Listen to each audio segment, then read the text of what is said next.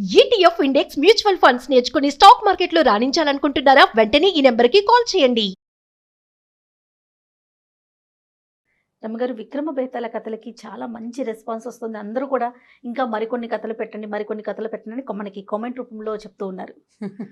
మరి దానికి సంబంధించి మనం విక్రమ బేతాళ కథ ఏదైనా అంటే ఒరిజినల్స్ చెప్పండి అని అడుగుతున్నారు. నేను ఆ పుస్తకం కోసం సీరియస్గా ట్రై చేస్తున్నాను. దొరకట్లేదా? ఇంకా దొరకలేదు. అంటే ఒకరికి చెప్పాను, బహుశా ఇవాళ రేపట్లో తెస్తే పూర్తి ఒరిజినల్సే సంస్కృతం నుంచి తెలుగు చేసి చెప్పడానికి ట్రై చేస్తాను. సో ఇవి చందమామల్లో ప్రచురింపబడిన కథలే మనకు అందుబాటులో ఉన్నాయి. వాటిలో నుంచి ఒకటి చెప్తాను. పూర్వం అంట ఎప్పుడు విక్రమార్కుడు, పూర్వం కథ చెప్పకూడదు, విక్రమార్కుడు సంగతి చెప్పాలి. పట్టువదలని విక్రమార్కుడు మళ్ళీ శ్మశానంలోకి నడిచాడు. మర్రి చెట్టు ఎక్కాడు. అక్కడ ఉన్న వేళ్లాడుతున్న శవాన్ని భుజాన్ని వేసుకుని నడవటం మొదలుపెట్టాడు. ఈ నడుస్తుంటే భేతాళుడు అన్నాడు, నీకెంత పట్టుదల, నువ్వు చాలా అంటే ఏం చేసినా సరే నువ్వు మళ్ళీ వెనక్కి వచ్చి తీసుకెళ్తున్నావు. సరే నీకు మార్గాయాసం తెలియకుండా ఒక కథ చెప్తాను అని చెప్పాడు. ఈ కథ ఏం చెప్పాడంటే, పూర్వమట కోసల రాజుగారికి పుష్పకేతువు అనే ఒక కొడుకున్నాడట. ఓకే. అయితే ఈ రాజుగారు ఏం చేశారు, ఈ అబ్బాయికి బాగా చదువు అది చెప్పించి రాజ్యాన్ని అప్పచెప్దామనుకున్నారు. వాడు చక్కగా చదువుకున్నాడు, కానీ వాడికి వింతలు విడ్డూరాలు వాటి మీద కొంచెం ఆసక్తి ఎక్కువట అబ్బాయికి. ఓకే. సరే, ఈ అబ్బాయి ఏం చేసేవాడు, అక్కడికి వెళ్ళి ఇక్కడికి వెళ్ళి అవి చూసి ఇవి చూసి కొంచెం అల్లరిగా అనడానికి వీల్లేదు, కానీ కాస్త సాహసోపేతంగా చేస్తూ ఉండేవాడు. అయితే రాజుగారు అన్నారు, ఏమనుకున్నారంటే అబ్బాయికి పెళ్లి చేస్తే వీడికి ఈ సాహసాలు ఈ హడావిడి కొంచెం తగ్గిపోతుంది, వివాహం చేయాలని నిశ్చయించుకున్నారు. నిశ్చయించుకుంటే సరే వివాహాలు వాటి మీద మాట్లాడుకున్నారు. రకరకాల పెళ్లి సంబంధాలు వచ్చినాయి. అబ్బాయి ఏం పెద్దగా ఇష్టపడలేదు. అయితే ఈ రాజపురోహితుడు అంటే బాగా ఆసక్తి అట రాజుగారు అబ్బాయికి. పురోహితుడిని సలహా అడిగాడు, ఏం చెయ్యాలి, నేను మంచి రాజకుమారిని పెళ్లి చేసుకోవాలి, వీళ్ళు తెచ్చే సంబంధాలన్నీ అమ్మాయిలు ఏమిటో ముసుగులు వేసుకుని బొమ్మల్లాగా ఉన్నారు, అలా కాకుండా ధైర్యశాలుడైన అమ్మాయిని పెళ్లి చేసుకుంటే రేపొద్దున మన భావి జీవితం బాగుంటుంది అని అనిపిస్తుంది. నీ ఉద్దేశం ఏంటంటే, ఈయన ఏం చెప్పాడంటే, ప్రభు ఇక్కడి నుంచి చాలా దూరంగా ఉన్న పాంచాల దేశపు రాజకుమార్తె చాలా పేరేనిక కన్నది, చాలా అందగత్తెని చెప్పుకుంటారు, మీరు ఆ అమ్మాయిని చేసుకుంటే బాగుంటుందండి, మనం కబురు చేద్దామని చెప్పాడు. చెప్పేసరికి అలా ఈతనే ఉన్నాడు, కబురు చేసి పెళ్లి చేసుకుంటే నాచు సహజంగా ఉంటుంది, అలా కాదు మనమే వెళ్ళిపోయి ఏదో విధంగా అమ్మాయిని లైన్లో పెట్టి పెళ్లి చేసుకోవాలని అబ్బాయి ఉద్దేశం. అంటే కొంచెం విపరీతమైన ఆలోచనలు ఉన్నాయి. అక్కడి నుంచి తండ్రికి చెప్పాడు కానీ ఏం చేశాడు, ఎవరిని తీసుకెళ్ళకుండా ఓ కత్తి పుచ్చుకుని ఓ గుర్రం ఎక్కి తన దారిని తాను పాంచాల రాజ్యానికి వెళ్ళిపోయాడు. వెళ్ళిపోయి ఊరంతా చూశాడు. ఊరంతా కొంచెం హడావిడిగా కోలాహలంగా బాగానే ఉంది. ఆ ఊళ్ళో ఒక పేదరాజు పెద్దమ్మ ఇంటికి చేరాడు. ఇంటికి చేరితే ఆవిడని ఆ పూట ఉన్నాడు. అన్నం తిన్నాక పేదరాజు పెద్దమ్మని అడిగాడు, బాబా ఈ ఊరు రాజకుమార్తె చాలా అందగత్తె కదట, అందగత్తె అని చెప్తున్నారు, పెళ్లి చేసుకుంటే ఎలా ఉంటుంది అన్నాడు. అనేసరికల్లా ఆవిడంది, ఎందుకు చేసుకోకూడదు నాయనా, మహత్తరంగా చేసుకోవచ్చు, నీలాంటి వాళ్ళే బోల్డ్ మంది వచ్చారు చేసుకుంటామని, అందరూ చచ్చారు, వచ్చిన వాళ్ళంతా వాళ్ళ తలలన్నీ కోటలకు కట్టారు, మరి వాళ్ళ శరీరాలు ఏం చేశారో తెలీదు అని చెప్పేసరికల్లా ఆశ్చర్యపోయాడు. అదేమిటి, పెళ్ళికి వచ్చిన వాళ్ళని చంపేస్తారా, ఇదేం రాజ్యం, ఇదేం పద్ధతి అన్నాడు. అది కాదు నాయన, ఇక్కడ ఒక విచిత్రం ఉంది. ఇది వరకటి కాలంలో అంటే ఈ మా రాజుగారి అమ్మాయి 2 ఏళ్ల పిల్లగా ఉన్నప్పుడు ఎవరితో ఒక రాక్షసి పిల్లని ఎత్తుకుపోయిందని చెప్పుకున్నారు.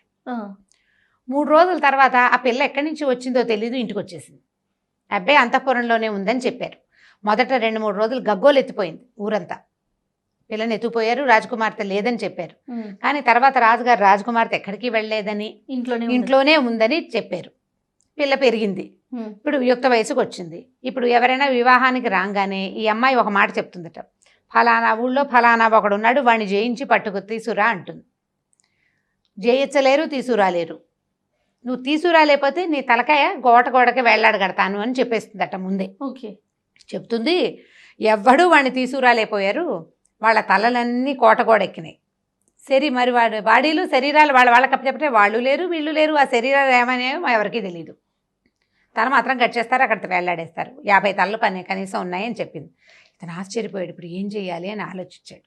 ఆలోచిస్తే ఇప్పుడు ఆ అమ్మాయి పెట్టేది షరతు ఏమిటో అసలు ముందు తెలుసుకోవాలి అని ఆలోచించుకొని ఈ పేదరాజు పెద్దమ్మకి చెప్పాడు, నేనేం తక్కువ బండి లోకాయి బండి గాను, ఫలానా రాజుగారి అబ్బాయిని, నేను ప్రచండమైన కార్యాలు చేయటమే నాకు ఇష్టం, ఈవిడ సంగతి ఏమిటో నేను చూస్తానంటే పేదరాజు పెద్దమ్మ ఏం చెప్పిందంటే, ఆచితూచి అడిగేయి నాయన, ఆలోచించి మాట్లాడు, ఎక్కడికైనా వెళ్ళేటప్పుడు పరుగును వెళ్ళిపోవద్దు, నిదానంగా వెళ్ళు, ఇవి మనకు కూడా జీవితానికి ఉపయోగపడతాయి చూడండి చెప్పింది.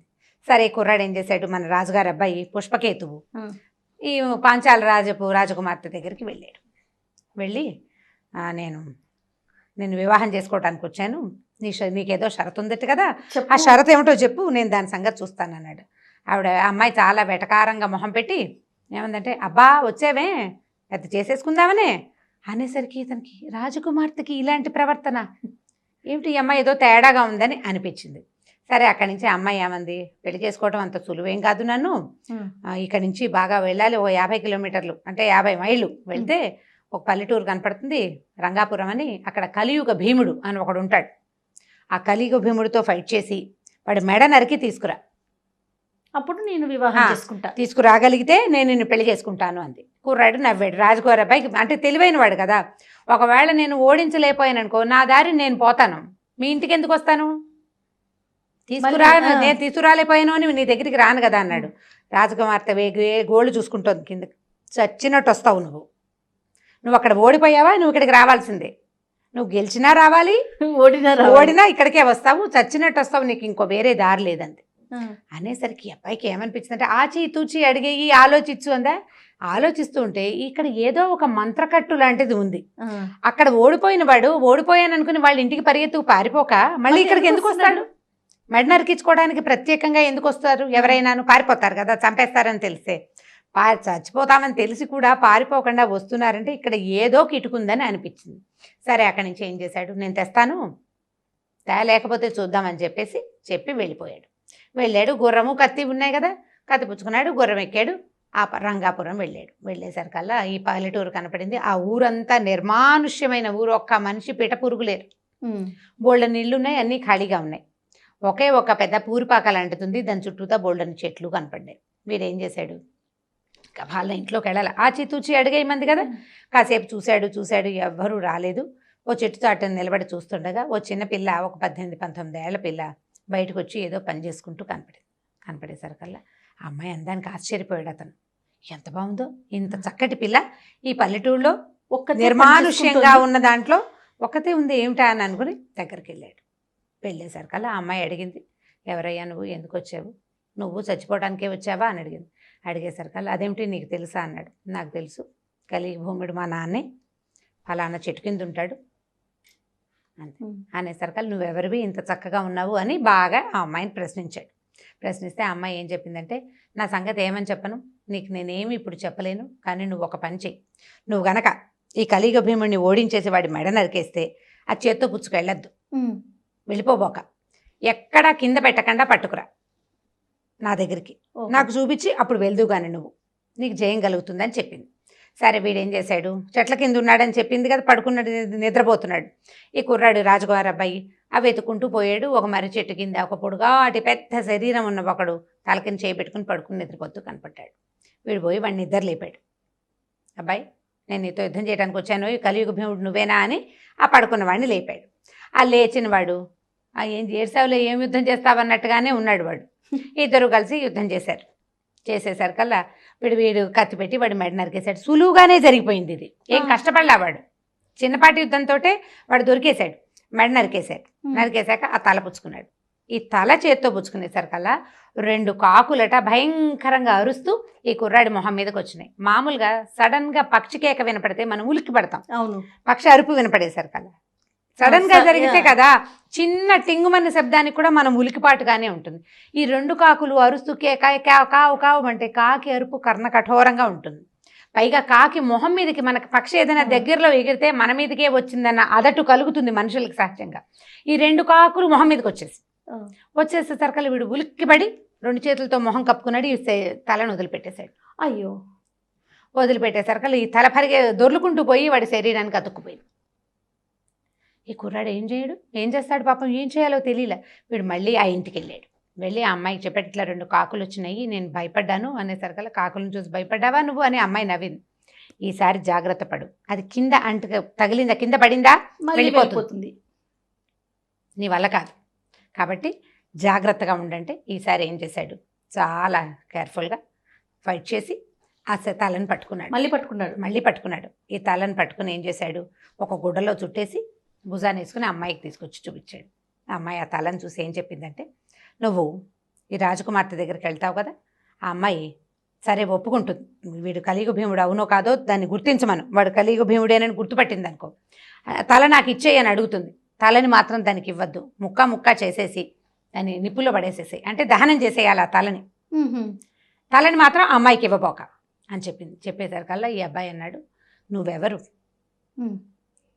ఎందుకు ఇక్కడ ఉన్నావంటే నేను నీకేమీ చెప్పలేను, నీకే తెలుస్తుంది అని చెప్పి పంపించేసింది. అయితే ఈ కుర్రాడు ఏమన్నాడంటే, నేను మళ్ళీ తిరిగి వస్తా, నువ్వు ఇక్కడే ఉండు, ఎక్కడికి వెళ్ళబోక, మీ నాన్న చచ్చిపోయాడని బెంగపెట్టుకోవద్దు, నేను వస్తాను నీకోసం అని చెప్పేసి వెళ్ళిపోయాడు. వెళ్ళి ఏం చేశాడు, సరే ఇతను వెళ్ళేసరికి దాదాపుగా చీకటి పడుతుంది.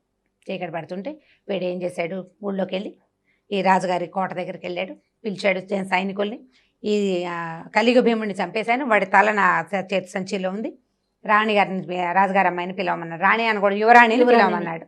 యువరాణి రాజుగారు అందరూ వచ్చారు. వచ్చేసరికల్లా ఇతను ఏం చేశాడు, చేతిలోంచి ఈ తలని తీసాడు, సంచిలోంచి తీసాడు, చేత్తో పట్టుకుని చూపించాడు. కలియుగ భీముడు అవునా కాదా గుర్తుపట్టమన్నాడు. ఆ అమ్మాయి అవును వీడు కలియుగ భీముడే అని నాకు ఇచ్చేయని 2 చేతులు చాపిందట. ఇట్లా చాపేసరికల్లా వీడు నేను ఇవ్వను అన్నాడు. నేను ఇవ్వను, అది లేదు కదా మన షరతులో, నువ్వు తల నరికి తెమ్మన్నావు, అంతేగాని నాకు ఇవ్వు అని చెప్పేవా, నువ్వు చెప్పలేదు, నువ్వు షరతు లేదు కదా, నువ్వు షరతు లేదు కాబట్టి నేను నీకు ఇవ్వనని ఏం చేశాడంటే తన దగ్గర ఉన్న కత్తితోటి ఒక ముక్క నరికేసి, ఇప్పుడు చీకటి పడిపోయింది కదా, మామూలుగా ఈ ఆస్థానాల్లోనూ ఈ ఓపెన్ ప్లేసుల్లో నెగ్గళ్ళు అవి వెలిగిస్తారు, అక్కడ ఉన్న మంట మీదకి విసిరేయటం మొదలుపెట్టాడు. ఆ అమ్మాయి గీమని గట్టిగా అరిచి, దుర్మార్గుడా ఏమిట్రా మా నాన్నని చంపేస్తున్నావు అని చెప్పేసి మీద పడిపోయింది. ఈ అమ్మాయి వాడి మీద పడి ఆ తలని లాక్కోపోయిన ఇతను ఆ అమ్మాయికి ఆ తలని ఇవ్వకుండా ఆ అమ్మాయిని కత్తిపెట్టి పక్కకు తోసేసి ఈ తలని పూర్తిగా మంటల్లో వేసి కాల్చేశాడు. అక్కడి నుంచి ఆ పిల్ల స్పృహ తప్పి పడిపోయింది.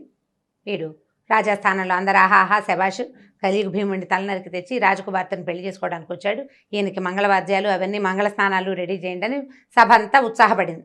పెళ్లి కొడుకు దొరికేశాడు కదా, అమ్మాయి భయంతో మూర్చిపోయింది అనుకున్నారు. సరే ఆ కుర్రాడు మీ అమ్మాయి అక్కర్లేదు, మీ పెళ్ళి అక్కర్లేదు నాకని చెప్పేసి బయటకు వచ్చేసాడు. వచ్చేసి ఈ పల్లెటూరు రంగాపురం వైపుకు వెళ్ళి ఆ అమ్మాయి కనపడి ఆ పిల్లని తీసుకుని గుర్రం ఎక్కించుకుని ఇంటికి తీసుకెళ్ళిపోయాడు, చక్కగా పెళ్లి చేసేసుకున్నాడు. ఈ కథ చెప్పాడు భయతాళుడు. ఇప్పుడు విక్రమార్కుడిని అడిగాడు, ఇక్కడ ఏం జరిగింది, ఇప్పుడు తల నరికి తెచ్చాడు, తలని కాల్చేశాడు, రాజకుమార్తె ఎదురుగుండానే ఉంది, వీళ్ళంతా పెళ్లి చేయడానికి రెడీగా ఉన్నారు, ఈ అమ్మాయిని కాదని పల్లెటూరులో కనపడిన అమ్మాయిని ఎందుకు పెళ్లి చేసుకోవాలనుకున్నాడు, ఆ అమ్మాయి సౌందర్యవతిగా ఉండటం వల్లనా, ఎందుకు అని అడిగితే విక్రమార్కుడు ఏం చెప్పాడంటే, ఆయన సమాధానం తెలిసి చెప్పకపోతే తల 1000 వక్కలవుతుంది. సమాధానం తెలిసిపోయింది విక్రమార్కుడు, ఇందులో ఉన్న కీలకం ఏమిటో తెలిసింది.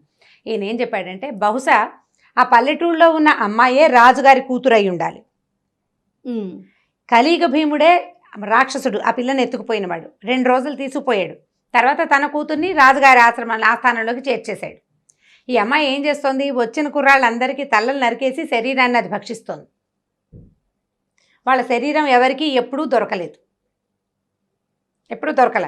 ఈ కుర్రాడికి అర్థమైంది ఇది రాక్షసి అని. ఇప్పుడు ఆహారం దొరకపోతే కొన్నాళ్ళకి ఆ అమ్మాయి దానంతటా అదే చచ్చిపోతుంది. ఓకే, తండ్రి లేడు, ఆహారం వచ్చే అవకాశము లేదు, నరమాంసాన్ని డైరెక్ట్గా తినే అవకాశం దానికి లేదు, ఎందుకంటే రాజకుమార్తెగా ఉంది. ఎప్పుడైతే పెళ్ళి అన్న ఆలోచన రాగానే అమ్మాయికి మాంసం తినేందుకు అవకాశం దొరికిందనమాట. ఈ కుర్రాడికి ఈ కీలకం అర్థమైంది, అక్కడున్న అమ్మాయే రాజకుమార్తె, ఇప్పుడు దీనికి ఎంత ప్రచారం చేయక్కర్లా, తనకు కావాల్సింది పెళ్ళి అంతే. ఆ అమ్మాయిని తీసుకుని తన దారిని తను ఇంటికి వెళ్ళిపోయాడు, చక్కగా పెళ్లి చేసేసుకున్నాడు అని చెప్పేసరికల్లా ఇక్కడ భయతాళ్ళు పక్కపక్క నవ్వాడు. నీకు చాలా తెలివితేటలు ఉన్నాయి రాజా, ప్రతి విషయం ఏది చెప్పినా నువ్వు బాగా కనిపెట్టేస్తావు, కానీ నువ్వు మౌనభంగం చేసావు, మాట్లాడావు కాబట్టి నేను నీతోటి రానని చెప్పి శవంతో సహా మళ్ళీ చెట్టెక్కేశాడు. మళ్ళీ ఇంకొకసారి భయతాళు ఈయన ఏం చేశాడు, విక్రమార్కుడు పట్టుబదలని విక్రమార్కుడు మళ్ళీ శ్మశానం వైపుకి తిరిగి లోపలికి నడవటం మొదలుపెట్టాడు. చాలా బాగుంది కథ. కంచికి మనం ఇంటికి